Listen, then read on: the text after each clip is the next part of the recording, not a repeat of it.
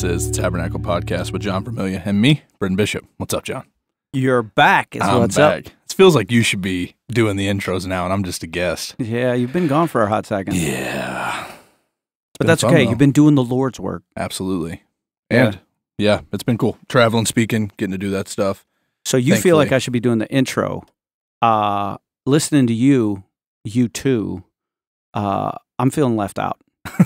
Like Oklahoma, I missed out on the food fest, and now I'm starving. I haven't eaten anything today, and I know in Oklahoma is where the cholesterol, flows like wine. I'm sweating creamy pepper sauce from Whataburger right now. Where the Whataburger fans flock like the salmon at Capistrano. That is aggressive. Was it good? Like, what was the best thing you ate when you were in Oklahoma? I don't know if we ever ate anything. Like, the thing is, like, it's a quantity over quality thing. Like, is it? We're in the middle of Disney, Oklahoma, which is not what you imagine. Like, it is meth capital of, like, it's bad. Mm-hmm. But there's like a rock climbing thing where people bring their like rock crawlers. So everybody's driving side by sides, and then there's just this gas station called Cheezy's or Chezzy's or Cheez-Its or something like that. And so we go in one night, and she's like, "Hey," she's like, saw we're gathering snacks. She goes, "Hey, you guys can have these egg rolls." And I was like, "Sick! Is this heaven?" Yeah. And so we get convenience store in the truck, and I'm like, "Hey, Andrew, you want one of these egg rolls?" He's like, "Yeah." No. First of all, it's a gas station egg roll. And they're free. Secondly, they're free. This might not be like 12 hours. And I ate 2 of them, and the next morning I wake up, and I'm like, I don't know why I feel off. And he goes, "What do you mean you don't know why?" See, that's wisdom. That's a guy who's had kids. Yeah, it was fun, though. Introduce our guest, man. Today we are joined by the Andrew Clark. Yeah, he's a father. Is that trademark? Yeah. Like Ohio State? Yeah, like Ohio State. Yeah. Okay. Husband, father, pastor, Fantasy Football League commissioner. He is a good friend of mine, and he's been a part of what's going on here, especially with Foundry over the past few years as one of our key partners in our camps and different ministry activities that we get to do now. He is currently the family and one of the teaching pastors at Bayview Church in Traverse City, Michigan. His lead pastor was on here probably about a year ago, Chris Emery. And so, yeah, he's in it to win it. He loves Jesus, and he's a really good friend. So welcome to it, Andrew. Hey, I'm glad to be here. That was an awesome intro. Yeah. I appreciate that. Of all those titles, you are my commissioner. Yeah. And so, that's my favorite. The dirty. Well, I'm sitting here thinking, because you've been doing, I don't want to jump to the end of the story, but you've been doing ministry for a while, and you've been doing ministry in Traverse City for a while. Mm-hmm. And so there's thousands of people, maybe tens of thousands that you've impacted in Northwest Michigan. So it's an honor to have you here, man. Absolutely. I appreciate that. Yeah. I don't ever think about that. Yeah. I appreciate that. Yeah. So today, we're jumping into another Change Life story. We've had some awesome segments over the past few weeks with questions men ask. We've got a new episode dropping next week. Make sure you don't miss it. A questions women ask. Really excited about that. We're able to have Heidi Burgess and Rachel Vore join John and recorded that episode. So excited about that one coming out. But I am excited for today's Change Life story with Andrew Clark. Now, Andrew was, if you're listening, was one of the organizers of our Camp 22 camp just this past summer. Mm-hmm. So if you had a kid at Camp 22, this guy was one of the leaders, along with Britton and Adam and AJ, whose his name is also Andrew, right? No, it's like Alejandro. Armando, yeah. Oh, it's Armando. Oh, yeah, sorry. From West Side. Yep. So we kind of partnered all together to make that camp happen. Yep. And we're always fired up when churches can partner. And Yeah, that sucker's growing too. Camp 23 is going to be a beast. Yeah. Got like 7 or 8 churches now, something like that. So it'll be fun. I'm excited about it. But it'll be a lot of fun. So we'll jump in to your Change Life story. I don't know if you've ever listened to the pod, but we have a few rules. Mm-hmm. This is our podcast. We'll do whatever we want. Sweet. And that's the conclusion of the rules. So sorry, there's a new rule. New rule. Yeah. That was made while I was gone? Yes. Ooh. Benji will stop the podcast whenever he feels like it. Apparently. Don't play no games around here. Yeah, when he's done, it's just outro music. So I don't know which episode. It was me and Tim. It was with the last questions men ask. And it was like, nope, you're done. Bam. And there was a big smile, and he walked out. Well, hopefully that doesn't happen to us today. It might. It might. So he tell takes good after stories. his mother. Or, he takes after his mother. Sweet. So we'll jump in. What would you say kind of growing up, different things like that? What was kind of like your first like foundational memory? Start us there, and we'll build from there. First, well, I grew up a pastor's kid, so specifically, my dad was a youth pastor for most of my like elementary young years. So some of my first memories are like having teenagers in the house. Like I felt like that was something. I don't have a specific age. I just remember like, oh, there's this dude living in our basement. Oh, there's this like, that was just kind of normal for what my parents were about. So, and the dude wasn't your dad, you're saying? No, it'd be like some teenager. Come on, bro, I'm messing with you. Yeah, there was this dude who's the youth pastor who's living in our basement. Apparently, he was my dad. I was just trying to get that straight. Oh, yeah, no, yeah. He probably did spend time down there. I don't remember. But I just, it was just kind of always about church at some level. Like that just seemed to be like, those are a lot of my early memories are like, or stories of like, oh, here's this picture and oh, you were like this. And, you know, I don't know. I just, that's what it kind of comes to. I grew up pastor's kid. Probably spent a lot of time in the church as a youth pastor's kid back in the day. Mm-hmm. So your dad probably did a lot more things than just plan pizza parties. He was probably cleaning the church, doing all the things back then. Yeah. So youth pastor had like just you were the catch-all. Yeah.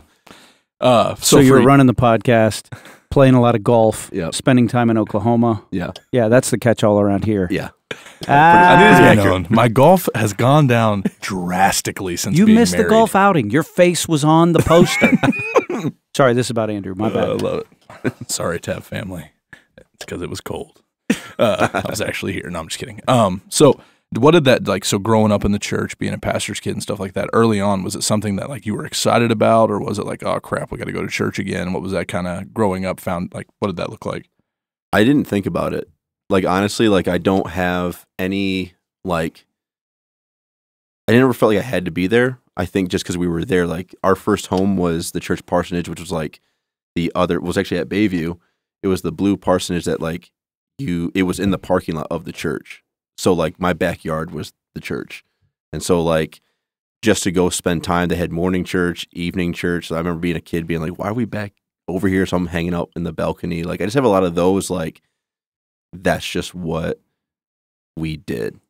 My dad being the youth pastor, like it was kind of like he was fun.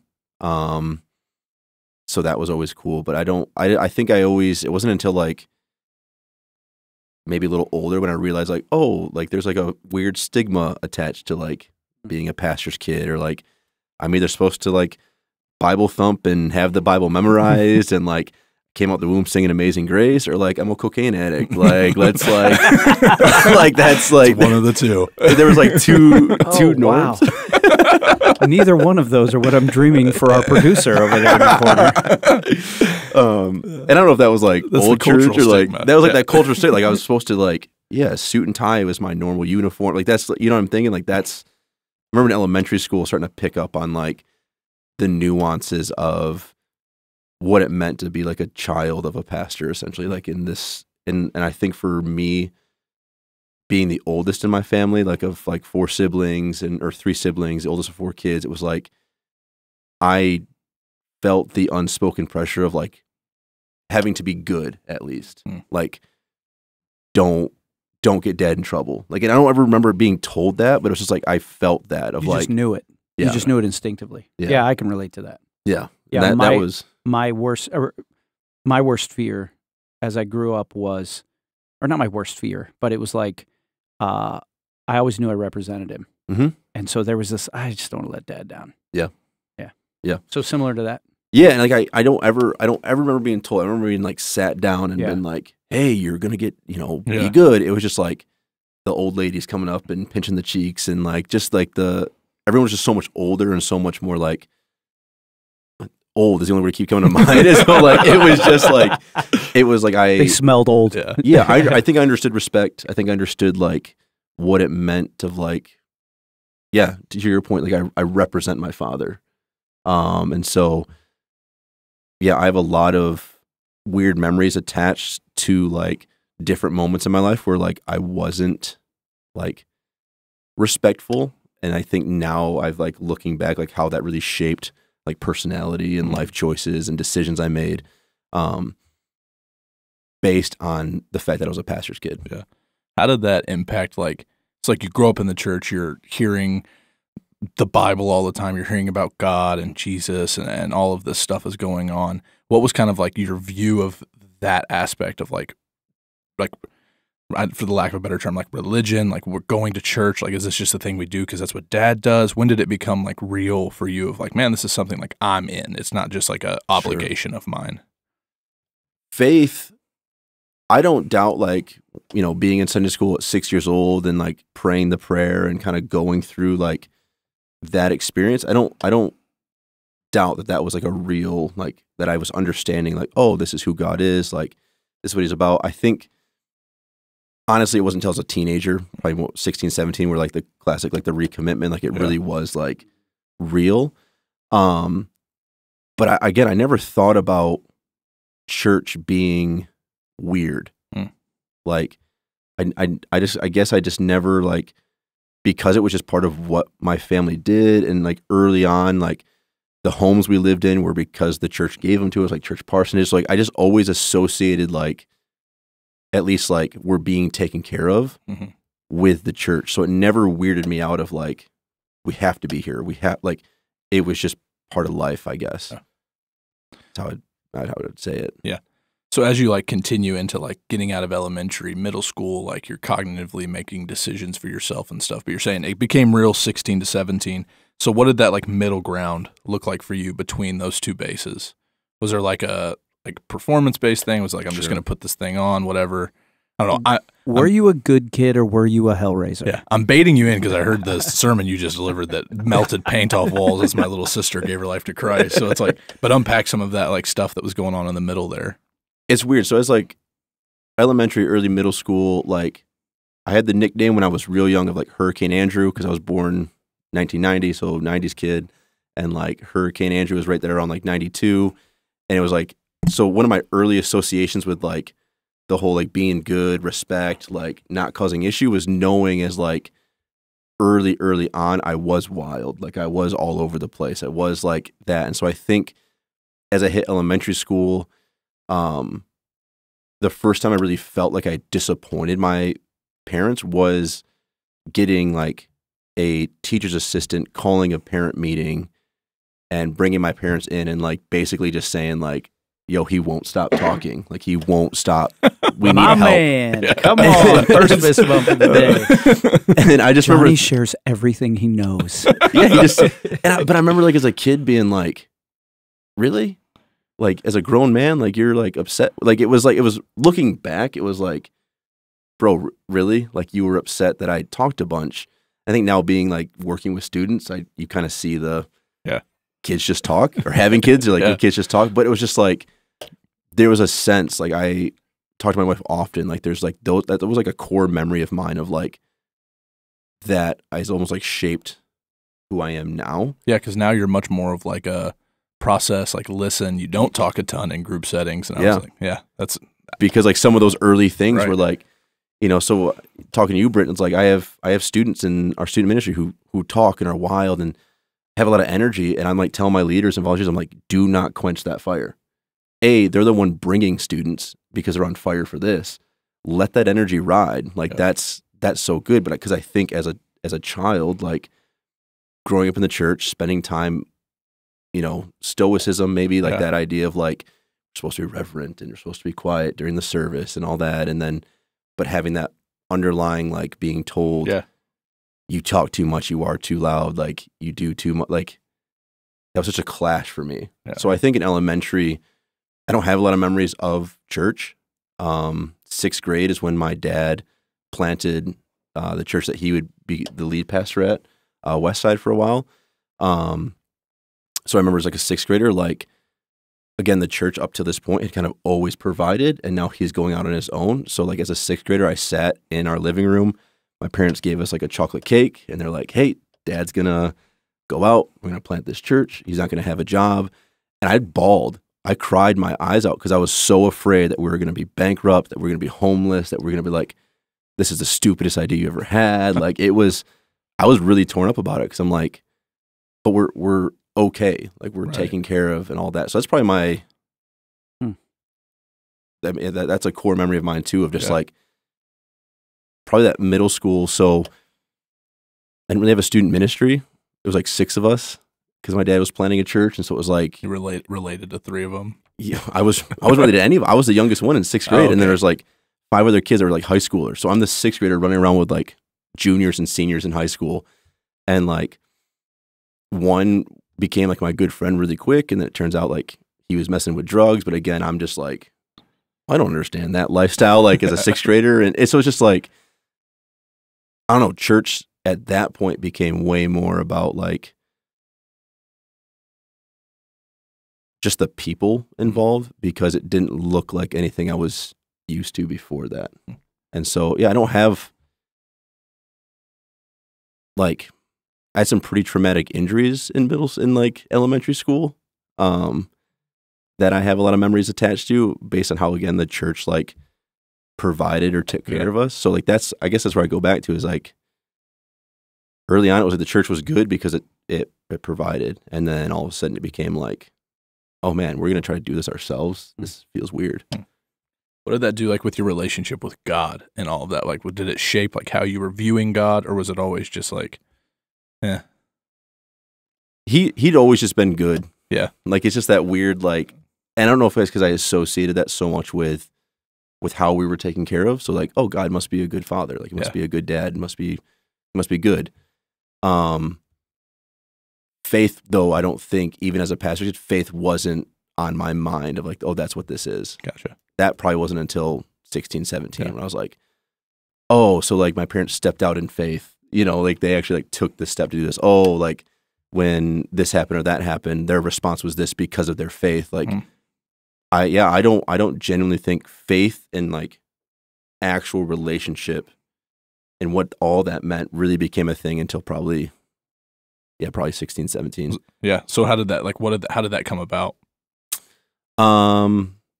I really felt like I was supposed to go into ministry.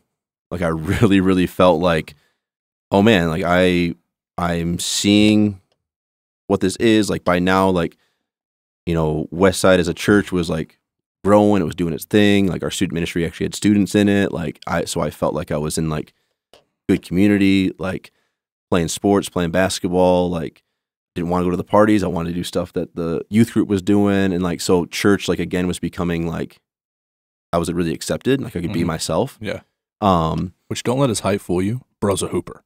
That's what I've heard. I beat him at Pig a couple days ago, but overall he's a hooper. He's a hooper. Yeah. Which Bayview, if you want some, come get some. The tab's ready. Oh gosh. We'll meet you there. We'll meet you there. Me and Big Tom. Bill Stone, it's on. Yeah, the first time you told me about that, and you were like trying to be nice to the old guy over here, the soccer guy. You're like, yeah, you can come, and I'm like, hey, do what? And you were like, you can coach us up. I'd be the head coach. Like, yeah, okay. You and Chris could just argue. Yeah, we can be the water boys. Yeah. No, Chris is a better basketball player. You could be our Bobby Knight. Yeah. Oh, for sure. Just whipping chairs. Yeah. Screaming at Bill. But Bayview's got a guy named Rainey Lafreniere, probably one of the best basketball coaches in Northern Michigan, in my opinion. Yeah. Just saying. But is he Big Tom? Anyways. No, I'm just talking about coaching. Yeah. Sorry.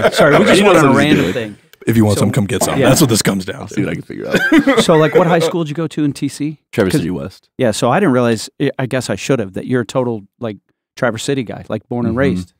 Yeah. Whole life, yeah. Yeah, well, I was born here, and really the only time I didn't live in Traverse City was I was in Grand Rapids for 6-7 years between school and then worked down there at my first church. Public school kid, though. Yeah, public school through and through. Amen. Yeah. I don't know. I just amen that. I'm with you. Dude, it's because he was talking about church ghetto stuff. Yeah. Sorry. So this moment where you said you were like 16, 17, that was the big recommitment moment or the, hey, let's get serious about this? Like, what did that look like? It was definitely like a recommitment. Let's get serious. Like, I got baptized. Like, that was my own decision. Like, it was very like. Was it a like youth group or a camp? It was at like a Sunday, like like an actual like church-wide baptism. And it was like, I've been, the thing was, I had gotten really comfortable, and I think that's why I don't have a ton of memories of like anything really dramatic or really faith-based, because I was just kind of like, this is what we do. Like, this is like, to your point, like, oh, I kind of semi-live in the church, like it semi takes care of us, like God's a good God, like life isn't rough. It's like looking back and realizing like being in ministry now and like looking back like, oh, we were like poor. Like we were like, we lived in the church housing because we literally couldn't afford to live anywhere else. Like, and you know, some of those experiences, like the first time, keep us poor, keeps us holy. Yeah, it's like, well, it was like the first time we didn't live like in a parsonage. We lived in like a double wide trailer. Like it was, so it's just like that weird, like, oh, like, okay, so this is. We're keeping us holy by just like, which is not true. Tab family, don't buy into the lie. Do not muzzle that ox while he treads out the grain. So yeah, it was like 16, 17 where it was like, okay, like, the first time I got to like speak in youth group, I think it was because like I was the pastor's kid, and so the youth leader was kind of like, you should be able to do this, and I was like, I'll try it, and like I enjoyed the process. Like I enjoyed like learning, and like it was really stretching. It was like, wow, this is cool. Like I like doing this, and like I'd seen my dad do it, and like thought he was incredible, and then you know, even as a youth pastor, when he became a senior pastor, he just kept teaching like a youth pastor.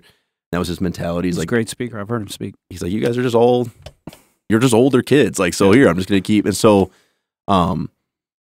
that was really cool. And I think it was just like, oh, so this is like a relationship. I had a youth leader named Dawn who was just like, she was just big on that. To her, faith was like, oh, this is something you work on. Like, it's not just because you go to church. And I never had someone like, the thing I appreciate about my parents is they were never like,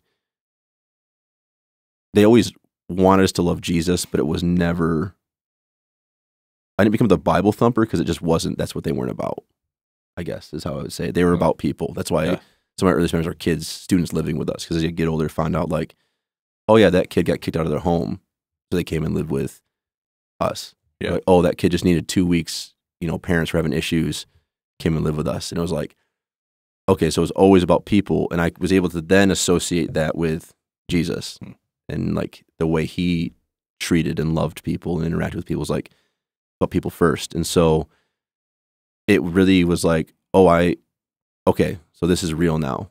And as like that faith, I genuinely believe grew and like really felt like, man, I kind of want like, I feel like I'm supposed to do this. And I could never explain it. It was just like, I feel like I'm supposed to do this with my life. And my issue was, as like a 16-year-old, I'm like, I can't because my dad does it. And I'm not going to do it because he wants me to do it. Like, it was like that weird, like, it was like an anger. Yeah. It was like this, like, nope, I can't. But I was torn because I was like, but I'm supposed to.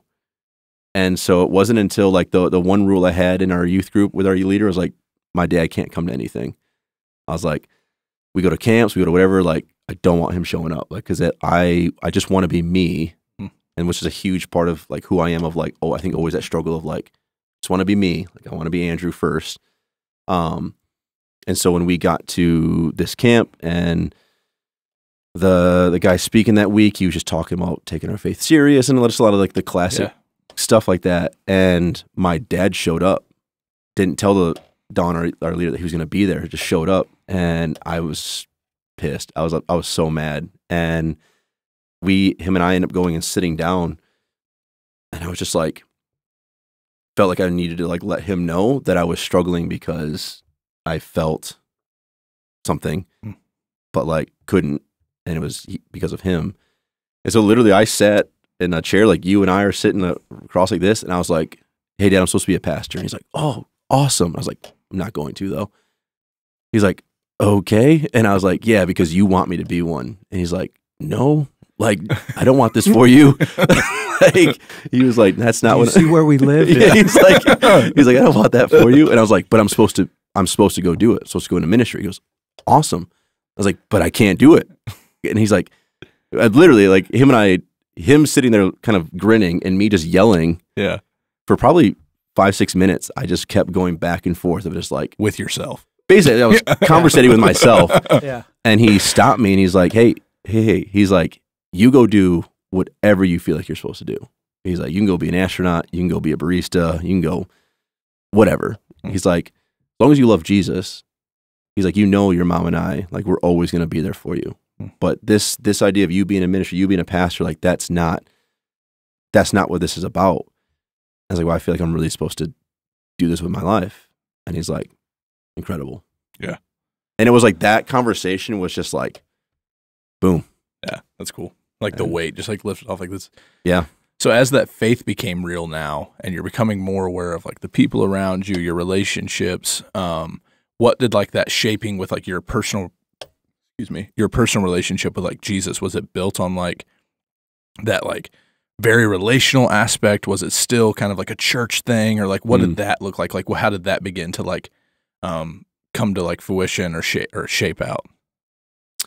It really became my own. Yeah. I think one of the things I tend to fall back on, and especially teaching now with students and stuff, is it was so easy for me to, I think, again, looking back, to like live my relationship just through my father.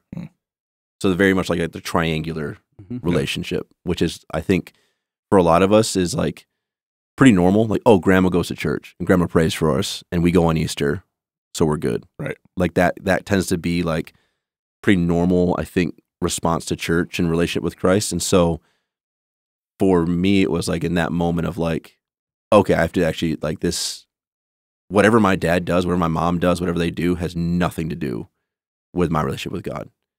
Because again, I go back to like, I had some friends who like, their parents weren't believers. Their parents didn't go to church, but like they were sold out. Yeah. And it was like, okay, like that's the reality of like, it's your own. So I think for me, it was, just the classic, like more time with him, more like actual, like, oh yeah, I probably should read my Bible. Like, even before going to Bible college, like the Bible was kind of like another book that we had. Yeah. Cause it was just like, that's just between Sunday school and all that stuff was like, oh, we're just always in it. So that I was like taking that as my Bible time. Yeah. Was like a Sunday morning or a Wednesday night was like, well, I read it. And so like whatever you're fed, that's what you're feeding on, but you're not feeding yourself yet. Yeah. So that was a lot of growing up. That was a lot of early high school. And it was probably that, like I said, that conversation with my father was like, oh, okay, I have to take this real then. Like that weight's been lifted off and I really like feel like I'm called to do this. Like this can't just be fed off whether things are good or bad. Right. Like this has to be like a genuine, like I've got to put like a pursuit. Yeah, I've got to actually like go for this. Yeah. That's cool. Do you have any like, I don't know, you're a pastor's kid. So I'm relating a ton to it and I can feel the tension with the you know, I had a similar expectation. Yeah. That, you know, people around me, oh, you're going to be a pastor. I talked a lot. I did all that kind of stuff. And I never had that conversation. I just simply didn't do it. It's like, oh, you're going to be a pastor. Nope. Yep. And so I can feel that. And it isn't a rejection of God. Like, would you agree? It isn't. It was never about God. Like it was always like, nah, Dad, just you're just a dude that like, wants to make his own way. Yeah. But it sounds like that you kind of got comfortable with it a lot quicker, like than I did. Sure. Yeah. I would say so because it, you know, to your point, like I think there's a calling when it comes to ministry, and I really do believe in that. Like I never heard the voice of God in my life. It was just like, oh, like that's like this just when I'm in these settings, when I'm doing this stuff, and then when I'm not, like I'm thinking about it. Yeah. I was like, okay, I can't get away from this. Couldn't shake it. Yeah.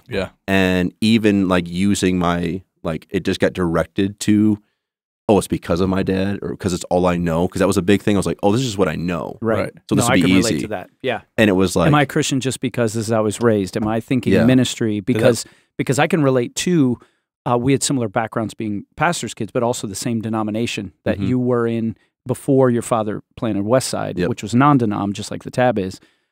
There's a heavy emphasis on, okay, how many people want to get saved? And then the second call was, how many of you need to rededicate your life? And then it was, how many are you called to full-time ministry? Which that's a different podcast. Like I have a visceral negative response to that because I believe everyone's called to full-time Christian ministry. Yeah, I know what they mean. Yeah. It is a difference between being called, but I think it does a disservice when people are like, oh, well, you're a professional Christian. You're a professional Christian. I'm a professional Christian. I'm a part-timer.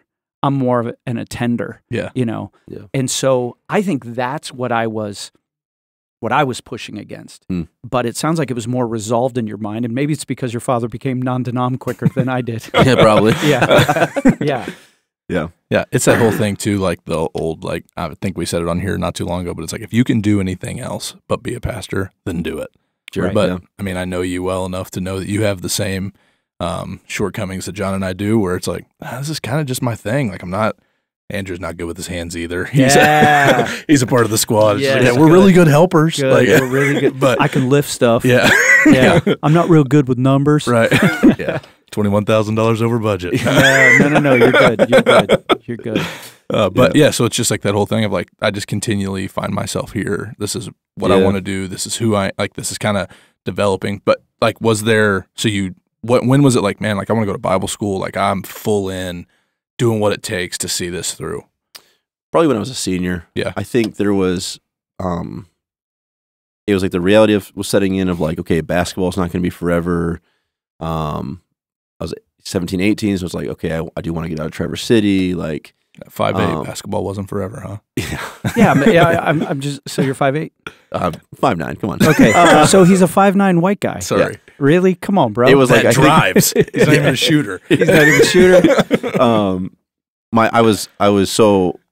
I was potentially going to go play like JV basketball at Cornerstone, like just some of that stuff. I was like, okay, like that's not a huge like. Right.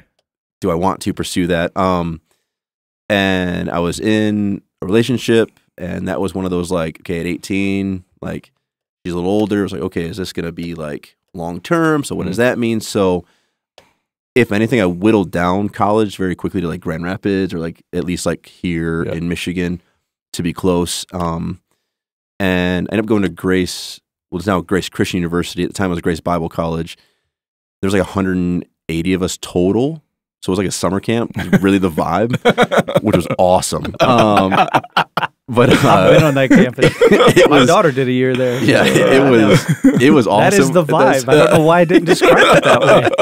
Like a really big youth camp. It'd be a great selling point. And That's really expensive. Yep. And I ended up going there because a buddy of mine from Traverse City, he was like, hey, I'm going to go check out this tiny little Bible college. Do you want to go? And at that point, I had decided to like, okay, I'm going to pursue ministry, so I should probably go to school. The school my parents went to didn't exist anymore. It's called like United Wesleyan in Pennsylvania. I heard of it. That was, it like closed down, some of that kind of stuff. So I was like, okay, this is a cornerstone, or I'll go check out this school. Went down and I loved it because West, I graduated like 500 kids, and this was going to be like 180 kids. Yeah. And it was like, I do believe even I can be extroverted, but I am a natural introvert. I think even growing up, like, I got refueled by stuff I could do by myself, but I do love being with people. It's a weird, it's like a weird balance. No. I think we're all in it. No, bro. Yeah, there's a new term for that. Yeah. Trust me, my wife reads all this stuff. We'll talk about it later. It's called ambivert. Oh, okay. I Yeah. like that. You You breathe don't want to go to underwater. the party? Yeah. I'm amphibious? Yeah, you are completely amphibious, which means you'd rather not go. Yeah. But if they're going to make you go, you're going to own that party. Yeah. I'll go and hang out. Like I always tell my wife, you get me there, I'll have a good time. Yeah. But I really would rather stay here. And so went down and it was like, oh, I could actually do things here and like be involved with stuff I just didn't pursue in high school, like leadership stuff and things that are just kind of like, high school was just whatever for me. Like I don't have the Friday Night Lights, like glory days memories. I was just kind of like, okay, I got through it. And so when I got to Grace, it was like, oh, wow, I can actually like be something here is what it really felt like. Yeah. And so went visited my buddy, loved it, and went down, ended up, he went down to play soccer, and I joked with him all summer. Him and I worked at a summer mission camp thing where we would do like local soccer camps. So I worked on my skills all summer, and I was like, bro, I'm going to show up and I'm going to play. And he's like, if you show up, I'll beat you. I'm like actually like physically beat me up. And I was like, no, bro, like I'm going to be there. He goes down and gives me a call like 4 days after he leaves. And he's like, hey, do you want to come play soccer here at Grace? And I was like, for real? He's like, yeah, there's only like 7 of us on the team. So we're recruiting guys. So I went down and I was like, sweet. So kind of got to fulfill that dream of college sports. My coach, incredible. Like I think played a huge role in like some leadership stuff with me. But he understood I was an athlete, and so I played center back and right back, and he basically trained me and taught me. I love this guy. This is my brother from another mother. Center backs, man. That's a mentality to be center back. That's not no offensive lineman. That's a different mentality. It was fun. Yeah, I loved it. But he talked to me in other sports terms. Nice. So he's like, "Oh, you're playing a zone. Oh, think you're a wideout." Oh, like he would just use all that center field shift. Like he would use all these other sports terms, and it just clicked. And I could run fast, and I could bump, and I could hit, and I could understand spacing. And he allowed me to be me and be a leader, and like kind of pushed that on me. And so yeah, but that was kind of like with Bible college. I think that was just like a natural okay, if I'm going to go to ministry, I should probably pursue it. Did you ever play soccer before this? Because there's a statistic that happens in here that is incredible to me. Didn't you end up being like all conference or something like that? So I'm on the Grace's. I'm an honorable mention for Grace's all-time team. I was a 4-time Defensive Player of the Year, and I made honorable mention all region one time. But you never played soccer before you got there? No. Oh well. Dude, I'm telling you, this is a complete sidebar, but you can turn basketball players into soccer players. Yeah, 100%. Because it's the exact same tactics, just more players. Just saying. Yep, just saying. Makes sense. We did it in 2017 with the dream team that went all the way. Yep. So something else happened while you went to Grace. Yep. Obviously, you went to Bible college and stuff like that, but you met somebody there. Yep. Who'd you meet? Who'd you meet at Grace? Met my wife. Yeah. I was talking about Porter. I didn't meet Porter. Yeah. No, I went to college. I had a relationship here back in Traverse City. Pretty similar vibe, maybe to even the story you told, Britton, of like, went down, loved it, long distance. Okay, she's going to come visit. She ends up staying in school. Long story short, things did not work out. And so become single. And the whole time, so Grace was small enough to where to travel places, they would make the volleyball team and the soccer team travel together so we'd rent 2 15-passenger vans and an Astro van, and they would ship us to Oklahoma, to Joplin, Missouri, place like that. Yeah. And do these tournaments, but we would travel together. So the soccer team became the cheering squad for the volleyball team. They didn't really come to our games, so it's whatever. But we would make all these chants, and there was a volleyball player, and I just thought she was so cool.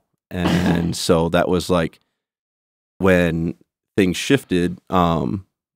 I was I'm gonna hang out with this person. I'm just gonna with Nicole. It was just whatever that looked like. And so our first date, I tricked her into it, that kind of stuff, because I didn't think she'd think I was cool enough. And so would ask her for guitar lessons because she's an amazing musician, and I didn't learn anything.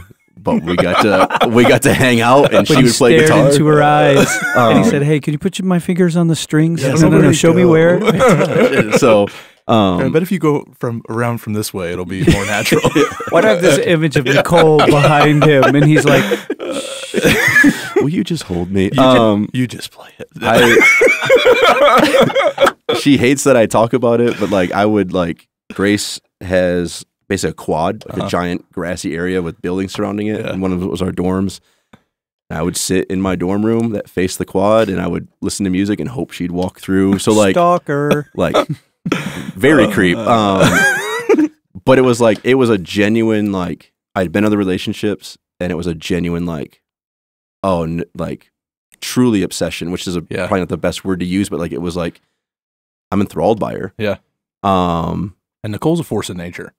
So it took courage for you to even be you know what, I'm going to pursue this. Because she's love her. She's awesome, but she's terrifying. She's an incredible volleyball player, outside hitter. Yeah. Her nickname was Kitana.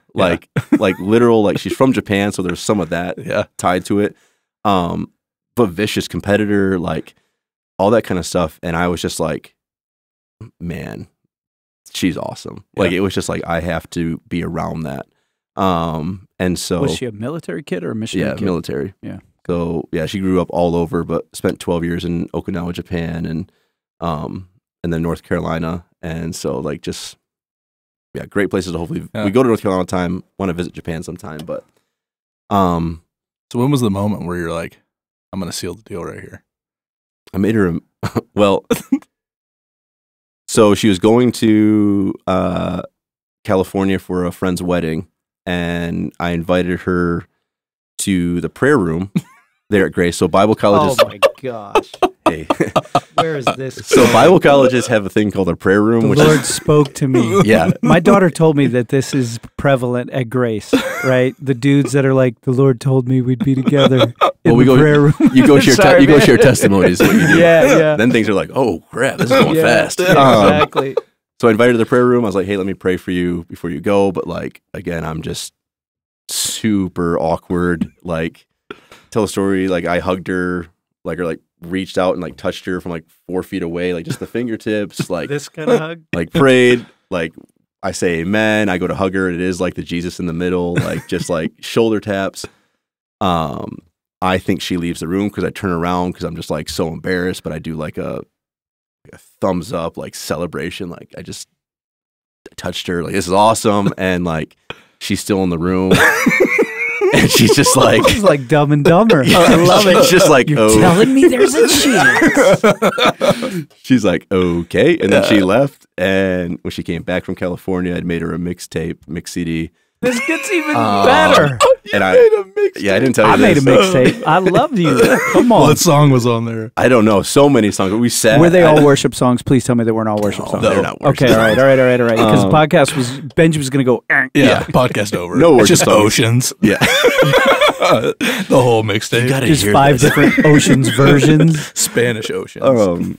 And we sat in her car, and I just like played each song, explained why I put it on there for her, and like all that kind of stuff. And I was like, romantic. I know. And- Or knowing Nicole, she probably thought it was like, why is he doing? the whole time she's like, okay, like okay. And then finally, I don't know. She tells it better. I don't know what clicked for her of like, oh, he's pursuing me. Was Yeah. like by now friends are like, you and Andrew, like that kind of classic. Bible college has gossip is just the normal like language. Yeah. Which is sad, but that's kind of like the MO there. Everyone just knows everything, especially when there's 200 of us. But for me, I was just, it was kind of all in right away. But it was like those moments where I was like, man, I'm being a fool right now. Like full hitch. Yeah. Like Kevin James. John. like I'm in over my head with this. So did you have anybody to tell you, no, you just live right here? Just right here? Or did you No, have, everyone's just like, You had- Make the you had- mixtape, bro. You need Yeah. better friends because they let you make a mixtape, bro. but here's the deal. In my mind, like I went competitor. I'm like, there's someone else. Like, Yeah. there's gonna be someone else coming. So I gotta like, I'm throwing bombs for right you. And now. the thing too Yeah, is man. like I know Nicole, I know Darcy, I know my wife Hope. They're all very similar in the sense of like they are not easily impressed. No.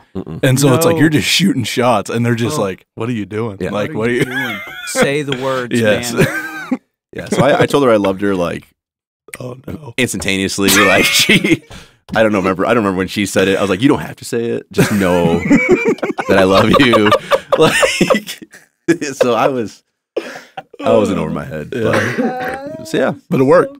it did. Yeah, Yeah. she married me. And you got 2 kids to We prove got it. 2 kids. So, So did you get married in college?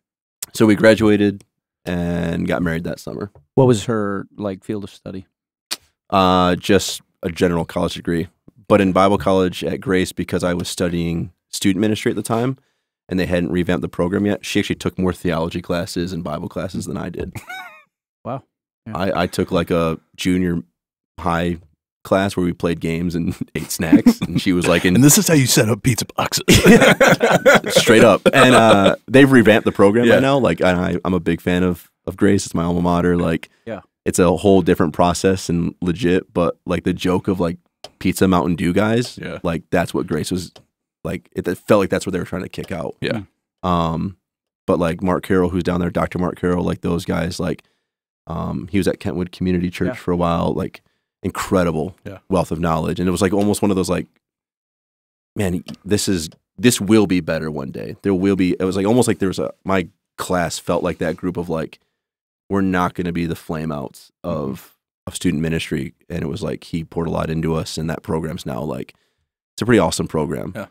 But in the old days when it was day camp, summer camp, it was like, okay, like I've got to get my Bible and theology stuff like from watching YouTube or like being around other pastors and all that, which was beneficial. Yeah. Ministry, it's like what you know kind of gets you in the door, or actually it's like who you know gets you in the door, what you know kind of keeps you there. Yeah.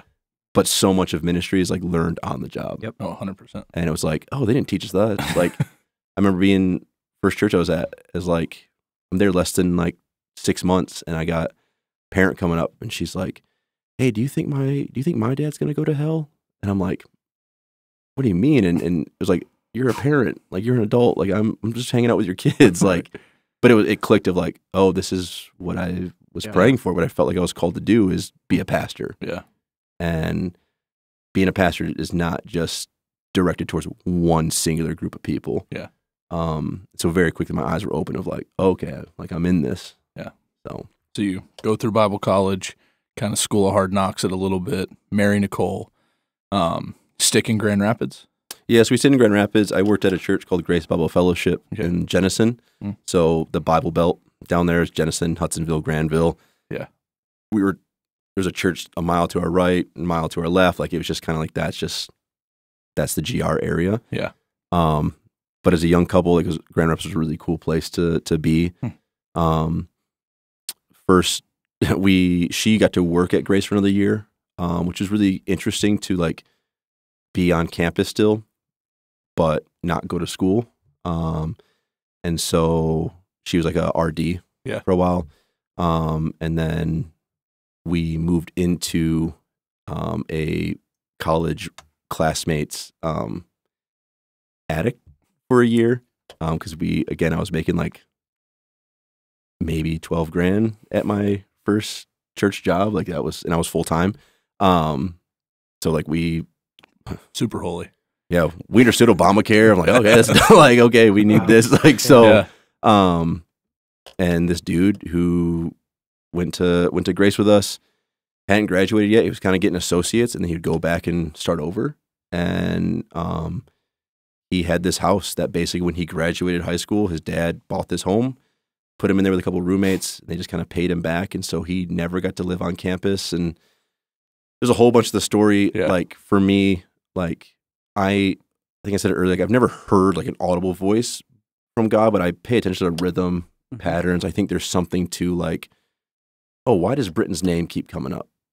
Maybe I should reach out to Britton. Yeah. And there's always been like oh, okay, that's why I was like, you know what I mean? Right. And we were looking for a place to live of what's next. And this guy's name kept coming up, and I reached out and I was like, hey man, this super awkward question. You have a place for my wife and I to live? And he's like, I was just talking to my parents about finding a married couple to live in this house with us or with me and kind of like help, because he was kind of over the college life at that point. We moved in, and about 3 months after moving in, he was like, hey, I trust you guys. I never get to live on campus. I'm trying to actually finish my college career. I'm going to go move on campus. You guys can live in the house. This 3-story house that we like $200 a month for everything. And we like, that was kind of our first home. Yeah. True home was like this house that we were renting from this family. And it allowed me to kind of make no money doing ministry, but allowed me to do full-time ministry, which I think was a huge blessing, especially right away, not having to do multiple jobs and all that. Kind of really got to dive all in. And so, yeah, did that for, I was there for 3 years, between my senior year and then 2015 is when we came back up to Traverse City. Was it what you thought it would be? Ministry? Yeah. No. Like what were some of the things like you learned in those 3 years of getting out of school, figuring it out, like borderline below the poverty line, like newly married, full-time, like trying to figure all that out, like relationship with God, like relationship with your wife, like what was all going on in that time?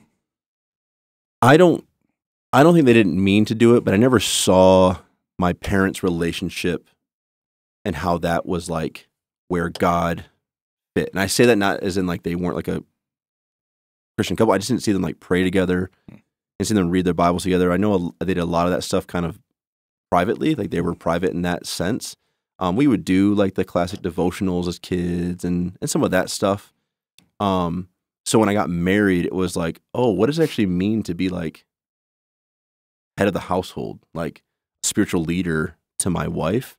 I learned a lot of that from just some other mentors that I had in my life, and that was a challenge. Like that was like, even now when we do some pre-marriage counseling with couples, like there's just some of that stuff that we just didn't talk about, didn't like What was some prepare of that? for.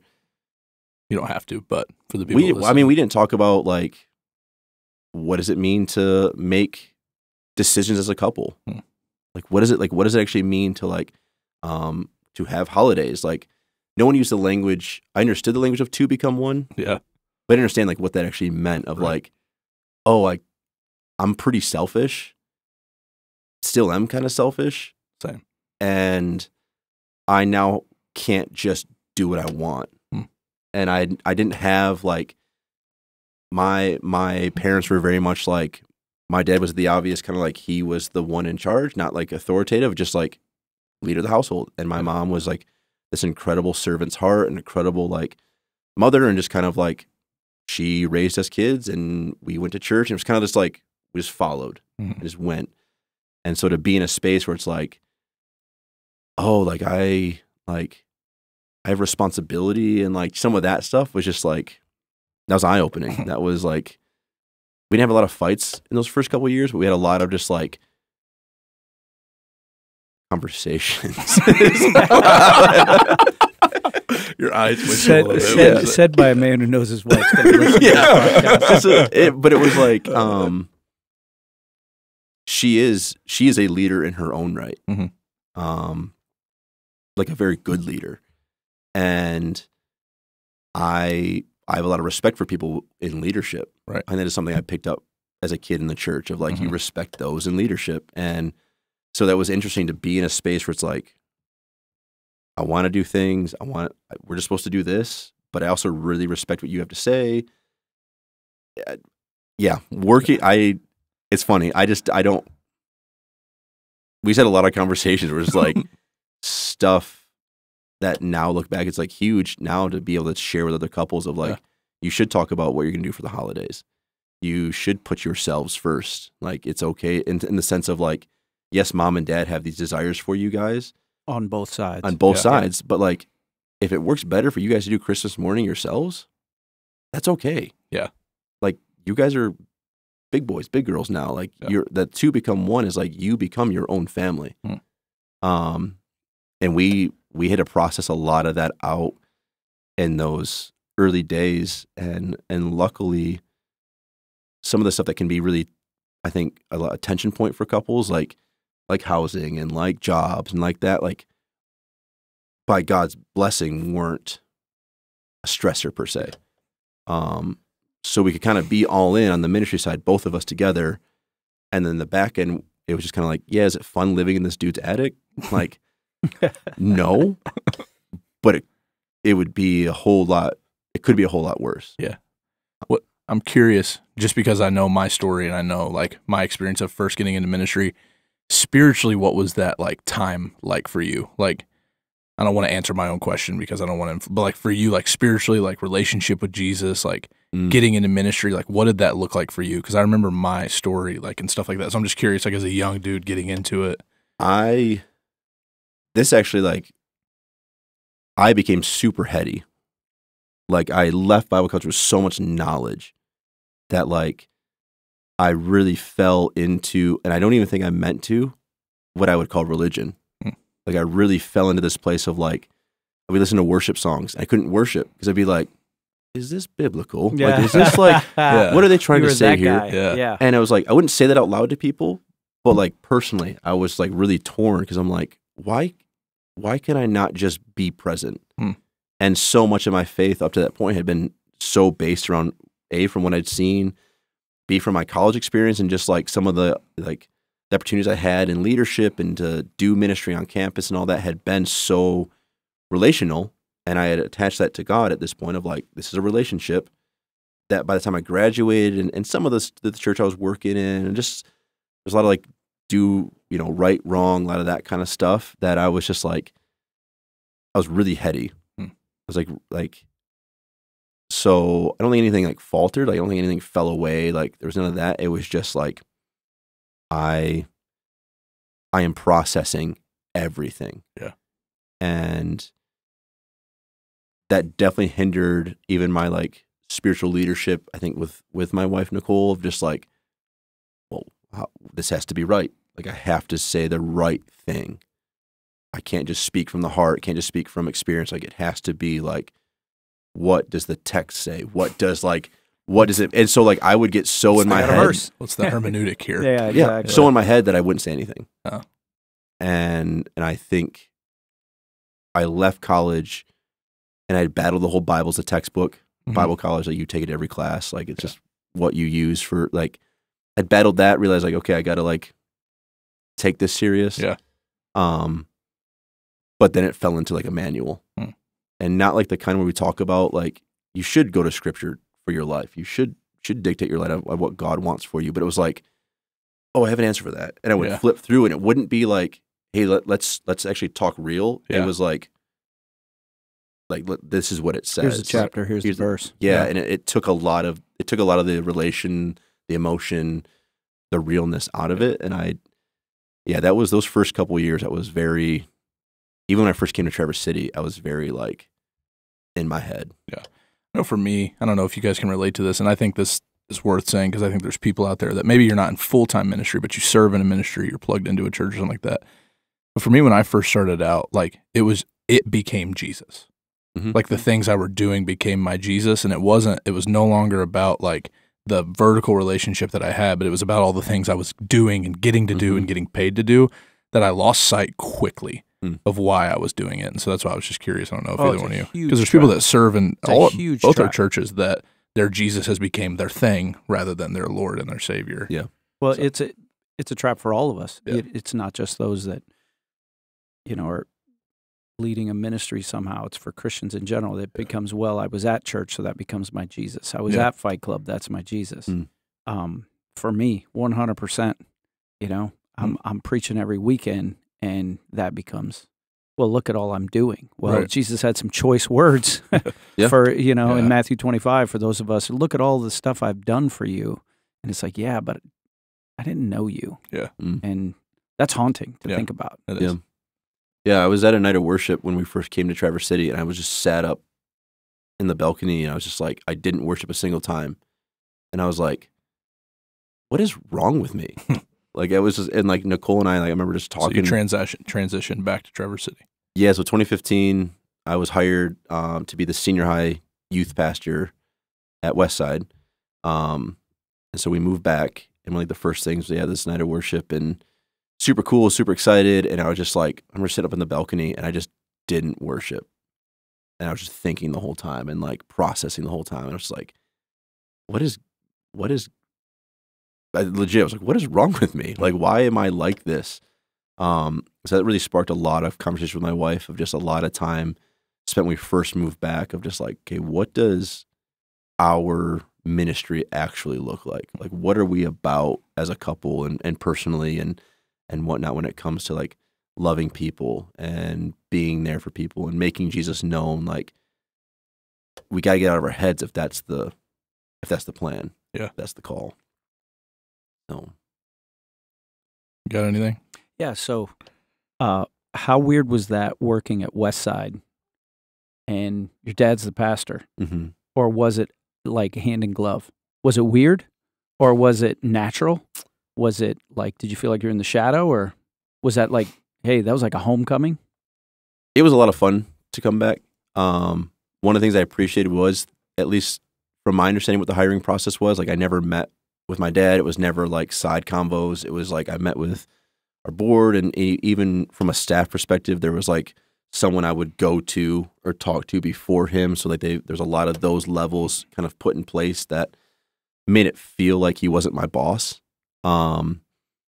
Which was cool. So coming home, it was fun to come home, but it was also, I think, in the grand scheme of my story and like my testimonies, I don't think people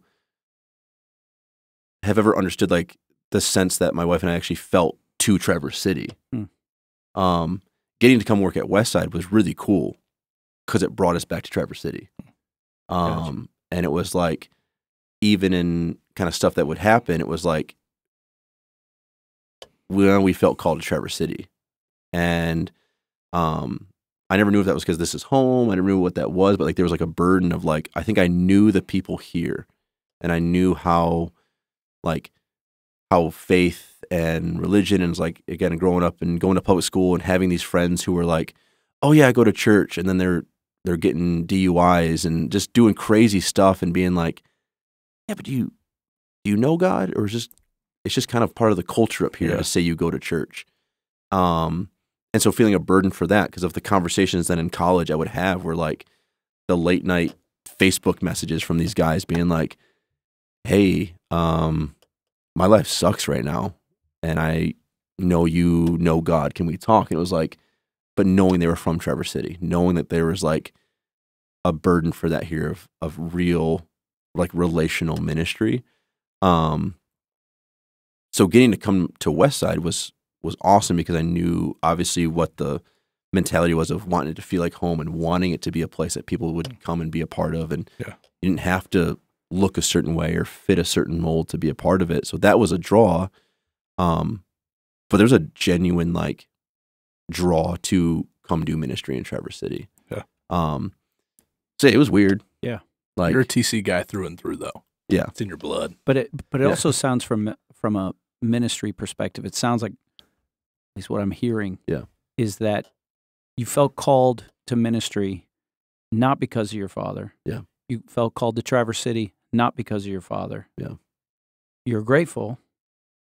He and your mother laid down the tracks of faith and ministry. You saw them make sacrifices, take risks. They involved you in the whole thing, the chocolate cake, and we're going to live in a double wide. And you're like, oh, here we go. Still doesn't eat chocolate cake. Yeah. Traumatic. But was there a moment either in Grand Rapids or at Westside, or maybe both, where you felt like the call was confirmed? Like, because you started to see, like you mentioned the phone calls from friends, but it was like, because I had a call. And then I kind of went down the path, and then there were some moments I can point to. It's like, oh, I'm supposed to do this. Sure. I feel completely alive when I'm doing this. Yeah. And I feel, to use the Christian Ghetto, Eric Liddell quote from, Chariots of Fire, like you could feel God's pleasure in you. Like, that's what I made you to do, and you're doing it. Yeah. Were there any moments like that you can point to? I'm not trying to over-spiritualize it. No. And maybe it wasn't a moment. Maybe it was a season. I didn't say press in, though. As long as the season ends, it's a season. Yeah, but if it's still going, it's not a season. That's a lifestyle. It's a lifestyle. I'm not asking you, did you lean in or press in? Those are Britton's words. Yeah. It's because I work for Seth. When I was a senior at Grace, we did an event that we called All In, and it was a all-night like worship, message, teaching, like experience. And really felt like it was something like, oh, we should do this, like almost like we're doing a spiritual emphasis week. And it was like, I'm gonna once that kind of leadership said, hey, I'd like to do this, and I want to set it up towards like worship band, someone teaching, this person's coming in and doing something, like this whole experience. It was going to go from like 9 p.m. to 9 a.m. And it was going to be just like this 12-hour, we're going to be all in, and you could come and go as you needed to, and like all that. And I was meeting with my mentor and Dr. Lovren, and I was just like, man, I'm excited, can't wait. And he goes, oh, what are your expectations for it? And I was like, I don't have any. He's like, that's stupid. I was like, well, no, it'll be good. I just want it to be good. And he's like, no. He's like, what are your expectations for this event? And I was like, I don't want to have expectations. And very similar, like, to my dad conversation, where I just kind of like went back and forth, and he just kind of gave me the smirk the whole time. He goes, no, expectations will make, like, they bring life to what you're doing. Like, if you don't have any expectations, then why are you trying? He's like, and you have expectations, you just don't want to speak them out. And it was that conversation and that then event that was highly successful, and like from the sense of like people came to it, people were part of it, people felt heard, like these guys who were pursuing pastoral ministry and like getting a chance to speak in front of their peers and like just share what they felt they needed to share. And it was a really like, it was awesome. And it was like that finished. And I remember going back and talking to him and being like, I have avoided expectations in my life because I was afraid of what that would mean for my calling. And that was one of the biggest probably aha moments of like, okay, like you're probably meant to actually do this, like to lead and to follow the Spirit and to really like pursue this and to not be afraid of expectations maybe on yourself, maybe expectations you put on God, like some of that kind of stuff. And like, that was probably a huge, like, that's when you brought that question, that's the first thing into mind. Cause like, that was a true, like full scale experience of ministry is what I would call it. If that makes sense. Makes sense to me. Yeah. Those moments where you're like, oh, I was a part of leading this, planning this, pulled it off. God did something cool. Yeah. And it's like, I want to be a part of that process. Did you speak at it? No. That's the most Andrew event ever. That's how I know that that's like 100%, because this dude is a facilitator. That's his God-gifted, like, will plan something down to the ground and then settle into this, like, humble state of, like, I'm just here to serve whoever wants to do this. He does it with camp. He does it with, like, it's incredible. And so that's how I know it's like, no, that was a deal of, like, no, that's exactly who God called you to be based off, like, that, because I see it in your gifting now. So I love that, like, that's just who he is, and I love that about you. One of the coolest things I saw was at Camp 22, just, like, showing up, circumstances are what they are, and bro serves every single church in our whole area. And you weren't even on staff at Bayview yet.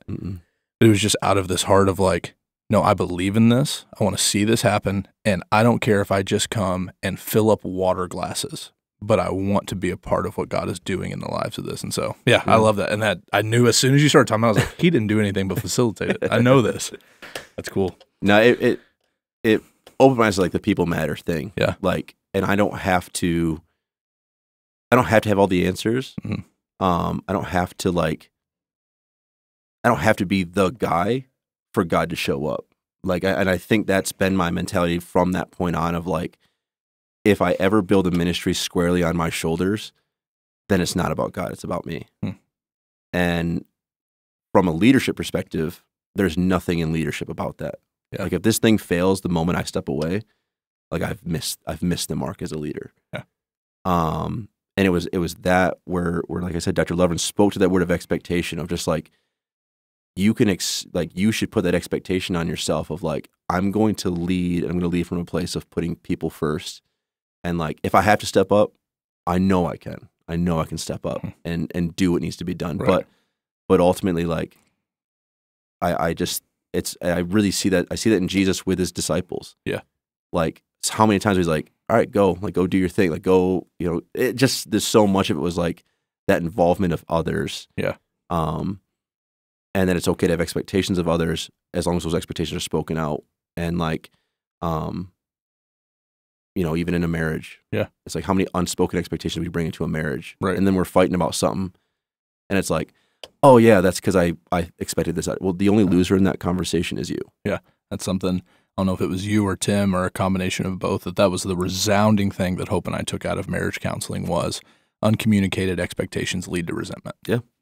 And that was just like, that is a huge, you can dial every disagreement we've had. If you take it all the way back, it's either fear or an uncommunicated expectation. Yep. And I think it was so eye-opening for me because I think about that conversation with my dad. I finally heard his expectation of me. You were just assuming it. Yeah. Yeah. And I think we assume that with God too, that we have all these expectations of us.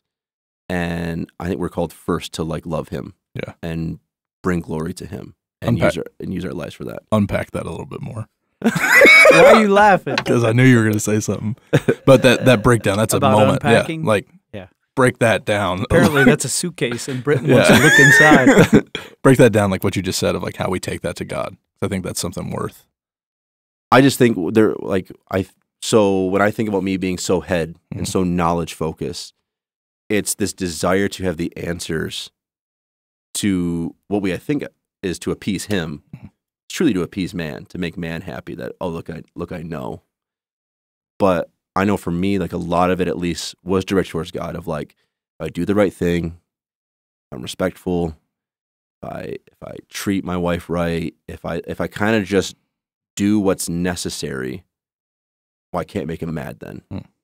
So then you relate that all the way back to even growing up and that whole idea of like the pastor's kid and all that, like warped, like respect and just don't cause issues. And basically like looking at my life of like, well, if I am a example of Christ, well, I don't want to be the reason someone doesn't believe in God then. Yeah. And what happens is I think we have these expectations that that's how he views us. Yeah. Of like that it's all on us to save people. It's all on us to be examples of him. And it's like, man, you're called first to like love him and to know him and to have a relationship with him. It's not our job to save people. It's not our job to like, we're human. Like we're going to fail. And that's not like a get out of jail free card. It's just a reality of like, I'm not called to be perfect. He doesn't have that expectation on me. But I think we just assume that. I think we just like, we live in a place, but ultimately is, I think you said like, even like fear. Yeah. And so I think when we read fear God in the Bible, we're like, oh, we're supposed to be like, yeah. I was like, no, he's just so incredible. Like there's such a like awe to him. Yeah. You know, and so I don't know. That's good. I think that's worth, because I think there's a lot of people that like their whole relationship with God is built out of these expectations that you don't find in Scripture, that you've built on your own or that you've absorbed from your earthly fathers or from different relationships, and then you associate those to God, and that's not characteristics that he necessarily possesses in his pursuit or in your pursuit of him and in his pursuit of you. I think sometimes that gets really unhealthy. So it's good to hear people like, no, like they're like understand what those things are is key. So I would throw out there in the expectation conversation is, yes, not sharing expectations can lead to resentments. But you can also have unrealistic expectations. Yeah. And when those, sometimes what I've discovered, if I voice them, then I realize how unrealistic they are. Yep. I could share an expectation with my wife, and she's like, well, that's not happening. Right? Yep. And at least it's out there. Yeah. Because it does go both ways, because there's sometimes the way expectations let us down, whether it's within our marriage or within any human relationship or with God, is we have unrealistic expectations like yours, like the one you just shared, which, you know, if I do the right thing, work hard enough, and if I'm a good boy and I'm respectful, you know, well, that's prosperity gospel, you know, which sneaks in with all of us. You know, it's like, oh, but God, I did this. Why didn't we win? You know, I've been this way. Why haven't, you know, we had success, or why hasn't it gone the way that I want it to go? And it's, you know, to quote one of our favorite quotes, it's, well, we're not God. And that's been our primary concern since the garden, right? And it's like, oh, I'm in this relationship, which is completely different. It's like the Foster Christie adage of my obedience equals God's obligation. Not even close. So you're in TC, you're the senior high school for the people that listen to this that aren't from Michigan, because nobody else calls it that. The high school youth pastor. The high school youth pastor at Westside. Your dad is the lead pastor. What were like those? What was that like? What was that?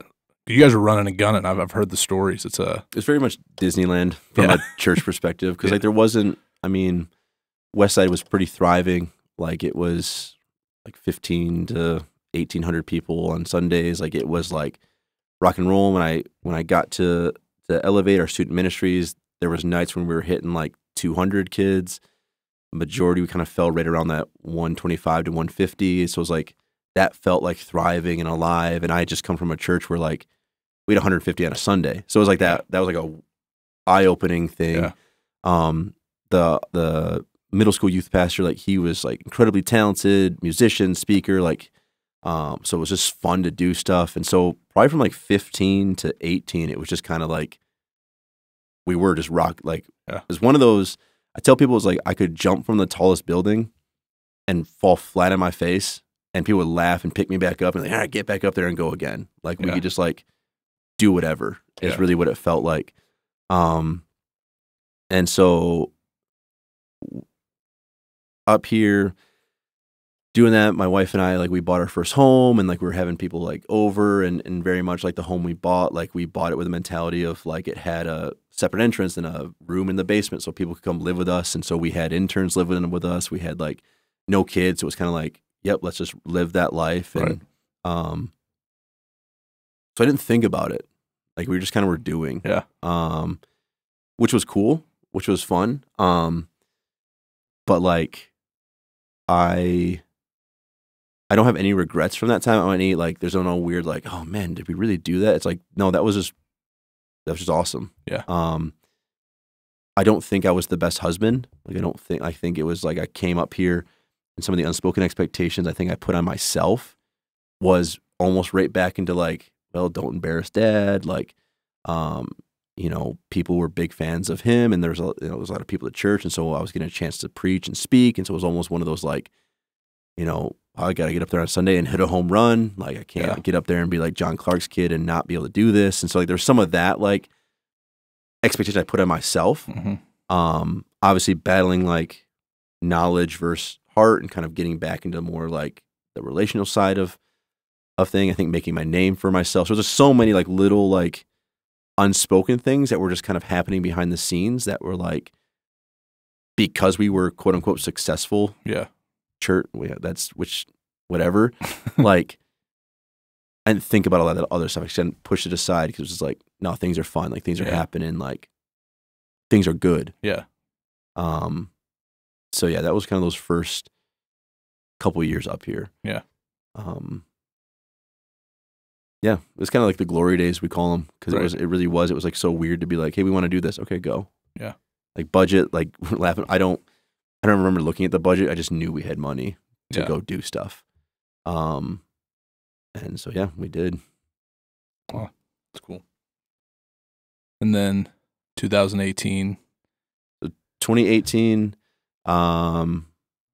we're kind of going and things are rolling.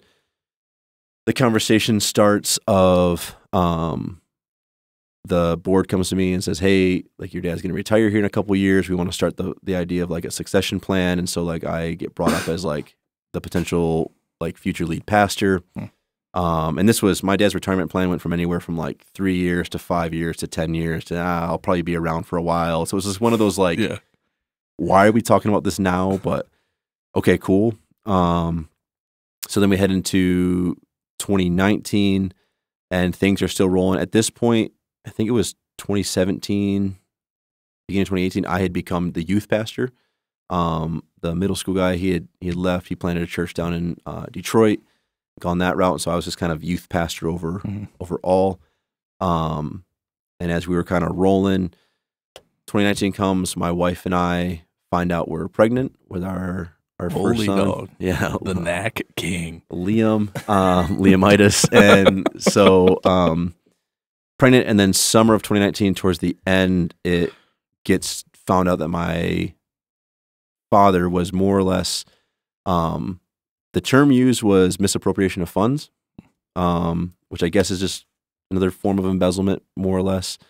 But there was some money, there's some things that were kind of messed up in the books. And so he gets put on leave, he resigns, it's a whole mess. So heading into like 2020, it's that weird, like really celebratory time in our life. And also like, are we on a movie right now? Like this is really weird. My wife and I, when we found out, because it was kind of like, oh, he's just done.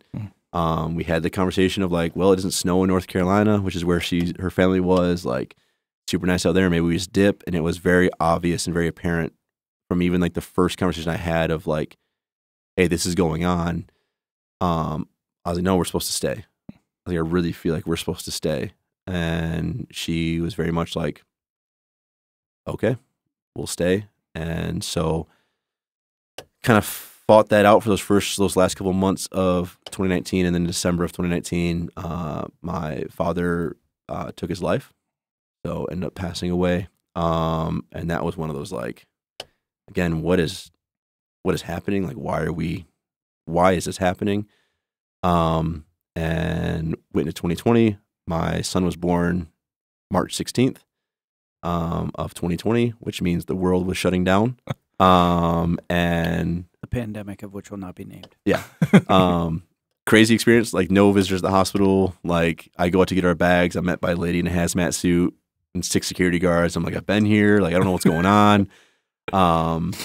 Just crazy time. And I have a very, What's Liam's birthday? March 16th, 2020. That was the day I moved to Michigan. Yeah. And 23rd is when like everything was just done. Yeah. I have a weird love-hate with the pandemic because I had like 10 to 12 weeks of paternity leave. I just got to be home with my son. And that was such a, I don't know if I'll ever fully grasp the pain and the healing that I experienced in those months. Just all at once. All at once. Yeah. Because so much was essentially taken. I mean, the idea of me being the lead pastor, all that stuff, that was like, acted like that was never a conversation. That just went out the window. So there was a very real reality of like, oh, like I'm a planner. I'm like I'm kind of like, let's lay some roots and chill. Yeah. Like, let's buy the 40 and sit on our rocker chairs and watch the sunset. That's like the dream. And like, so the idea of, oh, I'm going to just be youth pastor and one day I'll transition to lead pastor and we're just like, our life is kind of planned. Yeah. Which very much is a hands clenched view of life, especially with God. That was gone, right? It was like, I don't know if tomorrow I'm going to be told, hey, you're not here anymore. You're gone. You're done. Yeah. The suddenness of my dad's passing was just like, okay, that's not normal either. And so for everything to shut down and there'd be so much unknown and all I could do is literally sit in my house with my wife and my son was just like, there was like a weird, again, I hate the pandemic and I just all that was brought with that from the pain of loss of life and all those things. But it was like a weird, I don't think I would have stopped. Like, I don't think I would have actually sought out counseling. I don't think I would have like, there was so much there that was like, I just have to kind of be here. And so then to be a father, but to have no earthly father to go and ask questions to, that was just like, okay, like here goes nothing. And like my father-in-law, he's an incredible person and like really stepped up in so many ways. And like I have really fond memories of even like the nurses at Munson and that in the baby area, like incredible angels, right? Like they became our family. Like, so I have so many like of those like moments where I look back of like what I would call, without over spiritualizing it, like God's provision. Yeah, it was a really weird time. So there's a you lot only there, share. sorry. Yeah, there's a lot there. Yeah. And we said prior to this, you only share what you want to share. Yeah. And so we don't. So just continue to do that. Yeah. But for a child, dad is like God on earth. Mm-hmm. And the most devastating thing that could happen happened in succession. Like, obviously, he had a profound impact on his life. Obviously, God used John Clark to change lives. Well, it was God that changed lives, but he used, I mean, it doesn't negate all the ministry. But there's this moment where it all changes and he's not the lead pastor anymore. And then he takes his life. How, like, but I mean, you described it. You have a son on the way. Mm-hmm. Like, are you just utterly devastated? Or how, like how did you manage that and not be bitter? And maybe there is some, and that's okay because you're human. Sure. But, yeah, you shouldn't be sitting here right now. Yeah. Like, you shouldn't be in ministry right now. I mean, from the world's eyes, from the enemy's eyes. Sure. Yeah. But somehow it seems to me your faith is intact. You haven't lost faith in the church. Like, how do you get up? Like, as a fighter, like you just took 2 hard ones. Yeah. There was a standing 8 count, and you're still in it. Yeah. Like, is there anything you can?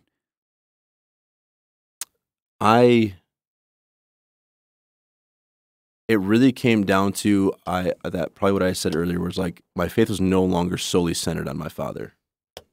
And I think if I hadn't had some of those moments in my life where I saw God show up and just those things and like really had made my faith my own, it would have made a lot of sense to just be like, yeah, I'm done. Like this is not. I didn't sign up for this, and I did say that because for so many people, that's the story, but that's not the story here. Yeah, like you took the standing 8 count, and you're still in the fight, and with joy. Yeah, it seems like I'm not trying to put words in your mouth. But. No, I don't know. I've asked that of myself a decent amount of times of just like, do I really want to? Is this right? But I think what's been so hard for so many people to understand who kind of like walked alongside or were in roles in my life that were kind of like in leadership roles or even some people I think in the church who just didn't understand why I felt the need to stay or why I didn't go or why like I was still doing what I was doing. It was because it wasn't about me and it wasn't about my dad and it wasn't about like, there was the feeling I was called to Traverse City. There was a sense of feeling like, oh, this is the call in my life. My wife is a rock star. Like she's very similar calling, very similar sense of like, we're in this. And we never said it would be easy. We never like, and some of that stuff, and all that stuff becomes really real. That is the gut check. Yeah. That is like okay, it's fun to say like, man, if someone put a gun to my head, I would say, I believe. And it's like, would you? And it's like, maybe it's a little dramatic of an example, but it just is like. No, but that's the go-to youth camp example that we've heard our whole lives. And so that for me was the gut check of like, okay, well, my personality type is that I'd like to see both sides. Mm-hmm. So throughout the whole stuff with my dad, I tried to see what happened with him, like what happened with his, like why, I genuinely wanted to spend time and hear like, how do you get here? Like, how'd you get to this point where like this was even a thing that happened when it comes to like the fun stuff, the funds. And then I saw those investigating and those kind of who found it and those and that stuff and wanted to understand that side and understand perspective. And so I was never like shocked by things because it was just like, I want to understand. Mm-hmm. I want to know. I think with my dad and his decisions he made to take his life and stuff like that, like you can't rationalize irrational thoughts. I can't sit there and be like, man, if he would have waited one more second, what would have changed? Mm-hmm. Right. And I don't know I don't know how dark and deep and gone he was. I'll never understand that pain, hopefully. Yeah. Right. And so there was like that acceptance of like, okay, like if I can't rationalize that thought, then why spend my time trying? I'm just going to put myself in a hole that I don't need to be in. Yeah. I had an incredible counselor in my life, Jeremy Bilderback. Like bro helped me with so much because I think as pastors, like we spend a lot of time, hearing other people's issues and which is not a bad thing and wanting to be a support. But I think so much of it's like, who do we go to not just vent or not just well said. Not just share things. And so to have someone I could sit in a room and not be a pastor and just be like, yeah, life sucks. Or yeah, this doesn't make sense. Or yeah, I don't get along with this person. Or what do I do here? Was incredible. I highly recommend counseling for all. And it was just like, ditto. Like just that was incredible. I had mentors in my life from all over the country, just from relationships who just, you talk about real friends and you talk about the ability to like, the bro time or things like that. And it sounds like what you guys do with fight clubs and just that chance to be real. And it was like, people were real with me. Yeah. And I made a pact and it's kind of something that Nicole and I've just done of like, there were so many nights when we just lay in bed. I'm like, I'm just going to say this out loud so I can say it. I know it's dumb. I know it's wrong, but I just need to say it out loud so that I could hear it and then it could be done. Right. And it's like doing that stuff. So not trying to bottle it in because I am a processor. Like I'm a thinker. I don't want to just speak to speak. Like, I want what I say to matter. And so it's like, she did that, and she would do it in return and say stuff, and we would laugh and be like, yeah, that's dumb. But it was just like, it was just nice to like, That's cool. have that space. And then I had my son. Yeah. And like, just that, like, it was just one of those, like, man, I had asked for so long and had the desire to be a father, and like to be in that place and have it happen the moment I lost my earthly father was such like a, like, again, well, I didn't sign up for this. But I was like, man, that was such like a healing thing too, of like instantaneously, like, I'm responsible for someone. And but again, counseling was huge. So I didn't like, because I felt myself, one of the big triggers for me to go to counseling was I would find myself when he would cry, just me being real, like I would get angry. Yeah. And I was like, he's a baby, but why am I feeling this like weird anger? Yeah. And I was like, oh, because I'm bottling my anger. Oh. And I was like, all right, I'm going to get counseling. Like, I'm not going to let this affect how I father him. So yeah, it was, I had a lot of good people in my life. And I think that comes back to that reality of like wanting to be relational and wanting to be real, and like not treating people like, oh, I have you in my back pocket, or you owe me something, or like that genuineness with others. As like, yeah, it's just like a countless number of people who it's like, okay, it's like I became friends with you, Britton, like right around that time. Like, just there's so many like little like, okay. Well, it was pandemic, and Britton's on Christian Tingle looking for friends. He's reaching out to random youth guys. Yep. He was like, No, you know, this is what happened, John. And I'll say this, and I don't even feel bad. We were on a Zoom meeting with all the Traverse City youth pastors. If you're listening to this and you were one of them, I'm sure you're a great guy. Andrew was the only normal one on there. And so it was like, including Martin. All right. No. And I was like, hey, bro, you want to go get coffee? He's like, sure. And I was like, oh, sweet. He likes to talk crap. I like to talk crap. We could probably be friends. We could probably be friends. Yeah. And so nights around the bonfire, stuff like that. Yeah. So, yeah. No, and I appreciate that. I mean, I don't want to fast forward to the end at all, but being a friend to a younger youth pastor, single at the time, and you know, immediately he's like, hey, I met with Andrew Clark, and this guy, you know, I had met your dad way back in the day, when you were meeting at the movie theater, like church plan. Or sorry, not the movie theater, the theater in the high school. Yep. Yes, yeah. I was there for some missions weekend because I knew somebody that went there or was on staff or something like that, and then maybe one or two max interactions, but I always knew of him. Yeah. And then the fact that, you know, you welcomed a friendship with our guy, you know, the young gun. Yeah. And then I'm hearing all about you constantly, to the point of I'm tired of hearing about Andrew Clark. It's like, you work here. What are you doing? It's the networking in me. No, I think it just from the jump, like there was just, I didn't even know any of that. I just knew you were a youth pastor. And then somebody's like, well, you know, like this is going on. I'm like, no, I have no idea. Like it's not. Yeah. And I think there's a humility, there's a genuineness, there's a holy crap, this dude loves Jesus. Yes. And like based off like the interactions, it's like I'd go to hell and back with that dude for the sake of the youth in this because region. he's been to hell and back. Yeah. And I think that was the whole thing. Is it was like, this is freaking real. And I'm in with bros that are real. And so that's where I think like that relationship was just kind of bred out of just like, now like we'll get after it. So yeah. So all that kind of I think, and just for the lack of like anything else, I think it needs to be said, you're really freaking good at your job. I like appreciate that. Anybody can say whatever. Like you might have learned pizza and Mountain Dew, but you're an innovator. And I learned more in my year of being here. Like Foundry is a better student ministry because I met you. I appreciate because that. it was like, no, like we need to try this. We need to try this because you understood this region. You understood what you were doing. And it was just like, well, this guy's doing it successfully here.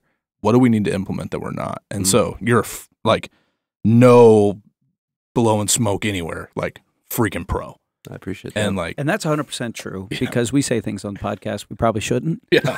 But let's just say when you became available, I remember saying to Britton, okay, I don't think I've had one conversation with Andrew Clark. I might have shaken your hand at like an event that we Sure. did here with Forge or something.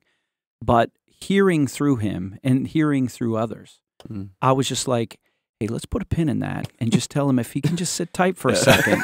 The tab's going places. Yeah. And, dude, I'm just being honest. Yeah. And you know that because I think you communicated the word. 100%. Yeah. Yeah. I was holding on to his ankles when he walked in Bayview. No, I'm just kidding. Just kidding, Chris. We love you. No, I appreciate that. Yeah. So No, But like I said, it's the test. But full confession, I also made a phone call to Chris. Yeah. Because I knew that Chris was, through conversations, my brother-in-law. Yeah. And I said, hey, I have a little spy named Britton Bishop. Not so much little, but very much a spy.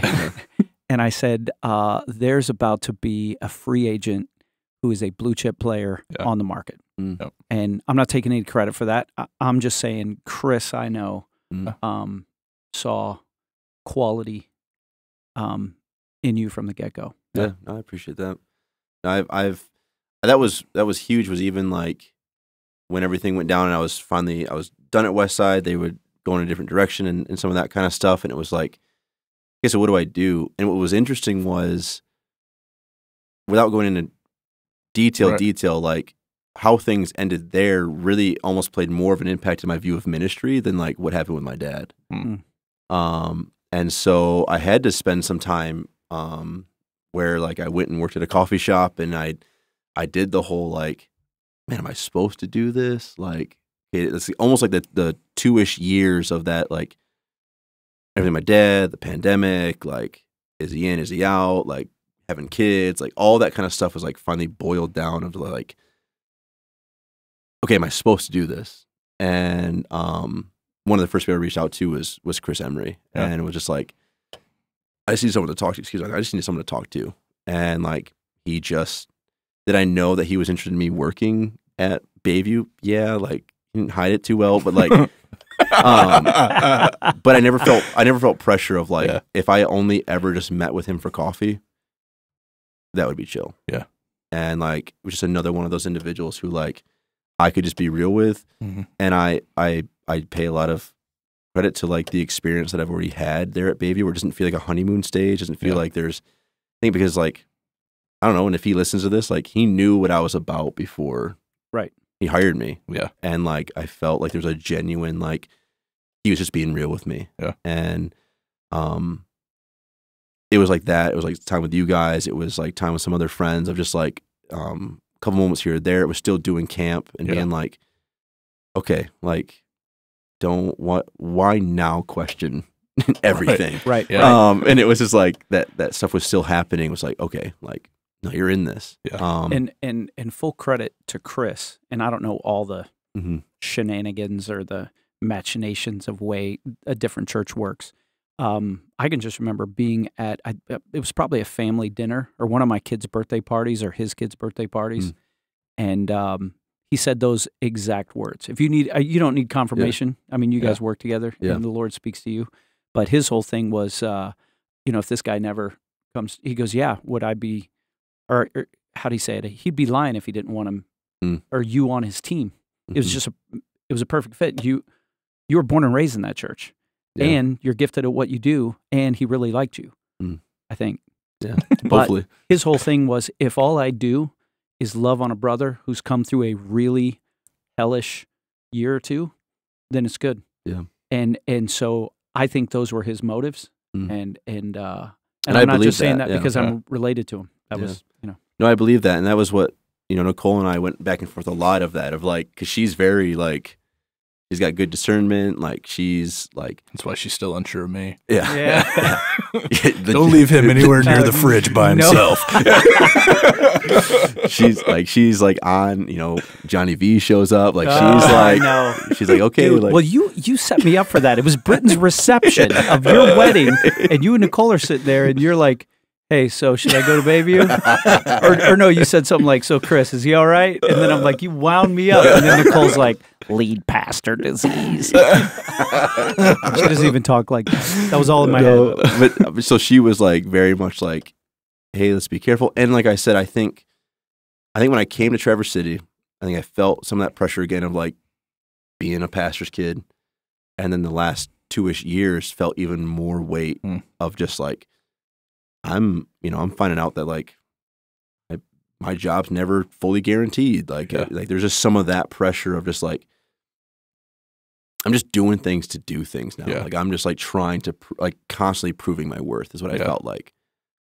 Constantly proving like what side I'm on, what I'm about, like why I'm here. And so, I can't put that in anyone. Right. I don't, again, I'm not trying to sit here and bash or like there's a lot of that was just my own doing.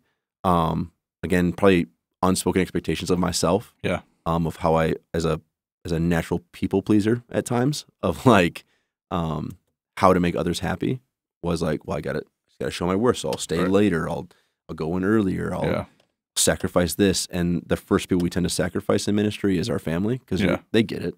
Yeah. They're chill with it. Yeah. But like, and I'm the one taking the bomb. Like I'm the one getting blown up, but there's still shrapnel involved.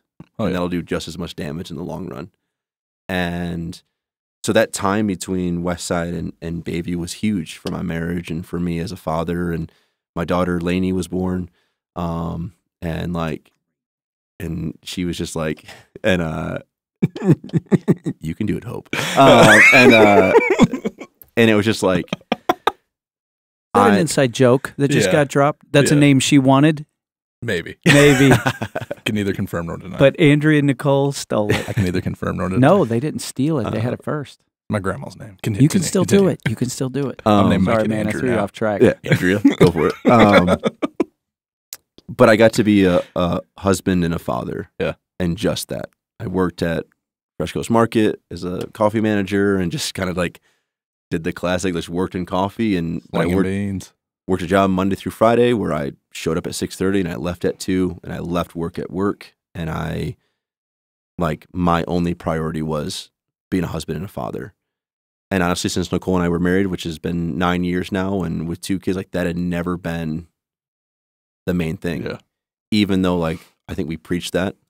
Right. Family's your first ministry. Yeah. Like, I had never done that. Yeah. Never got to live it. I never got to live it. And and then it was like, it was a really healing time. And am I perfect? Is it better? Is it like it's heading in the right direction? And my wife would agree with that, I hope. But like she's spoken that out of just like I had in almost a protective way, like fully put the church and ministry and other people's opinions of me as the most important thing. And so I think I had taken all that of expectations, all that of opinion, all that stuff, and repeating myself, but like all that of just like, nope, if I'm checking the boxes here, right? Because job means I'm going to provide, right? All those kind of things, stability, all those things. Well, then that's going to make me a good husband. Mm-hmm. And again, Nicole gets it. Yeah. She does ministry. She gets it. And it's like, that was probably the most unhealthy I've probably ever been. But it forced me into probably the most spiritual depth and like turn the corner in health than I've ever had as well. Yeah. So it was a really weird 2 years. Yeah. I think any unspoken expectation I'd had in myself in those years where things were good, all that came to a forefront. It was just like, the avalanche. And it was like counseling, friends, God, all that kind of came along as the bonfires. All those guys came as the big Saint Bernard and started to unbury me. And I was like, okay. And so, that's a complete, like, I was raised in Northern Michigan reference. Oh yeah. A Saint Bernard had to dig me out of an avalanche. Port-au-Prince boy would have been, the sails showed up on the horizon. He's over here like, it was a Saint Bernard. Beethoven showed That's all right, man. He's called here. Well done. Absolutely. So, that was...